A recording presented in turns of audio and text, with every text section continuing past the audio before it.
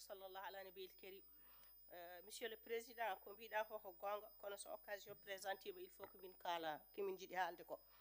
ɓaadi ko kanko jooɗaniɗo en yi woni Mauritanie naaɓe wonɓe caggal leydi. Monsieur le ministre, mi posinoma ɗo question lawol ma ngol to mbimami gila voteji cuwa mbimami so voteji ngari ina waɗi leyɗele ɗi cuɓi ɗon Gambie, Guinée Bissau, Côte d'Ivoire eɓe goota. Sénégal votata. Mes collègues limtiɗo ene leyɗele kewɗe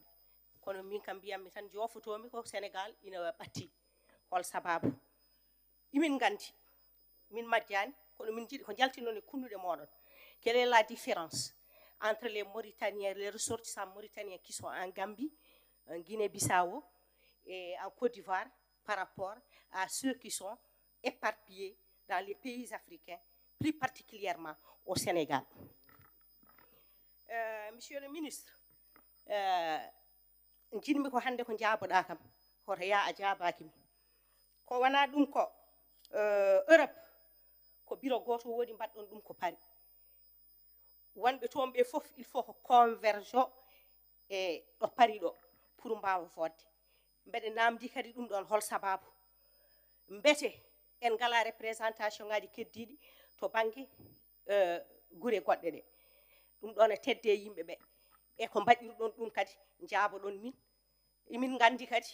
kono min jiiɗi ko jaltinoon e kunnude moɗon so mbawa yaltinde e kunnude moɗon ko tagi mon wadde ɗum minen kam imin mbawi jofanade moɗon ha timma ko tagi mon wadde ɗum min jiiɗi noon ko yalta e kunnude moɗon dallinon ɗum so tawi min dañi ko laaɓi ko kalɗon kono deeƴe hakkillaji amen comme ça min jaɓa so tawi min jaɓani min kalan mon ko waɗi mon wadde ɗum ko wana ɗum ko frontiére hakkunde Mauritanie e Mali koddigal jiɗɗen hen tan ko jaam kono onon wareteɓe toon jamma e ñalawma subaka e kikiɗe ɓe ko ɗum firti te onon gaɗi wareteɓe ɓe kadi ko mani ɓen ko haɗi mon haalde ko haɗi mon andinde opinion ko yehete ko emin jiiɗi andude ɓeɗo wareteɓe ina didde ha e frontiére Mauritanie te ko Mauritanie naɓe ko réfugié ji Mauritanie naɓe ina hen so ngari ha e nder leydi mumen duttine nawte en to mbarete to wonde yo mbare holko mbaɗirɗon ɗum emin jiiɗi andude ambassade uji moɗon gonɗi caggal leydi ɗi jooɗaniɗe men ɗi holko ɓe nafata hol rôle mabɓe mbete onon oɗon ƴewto ko ɓe mbaɗata ko ngas sabu ɗum on mbawa wadde représentation ngaji e nder leyɗele fof taw joomumen ina lepte ina lorle ina kalke hay goto haalata kamɓe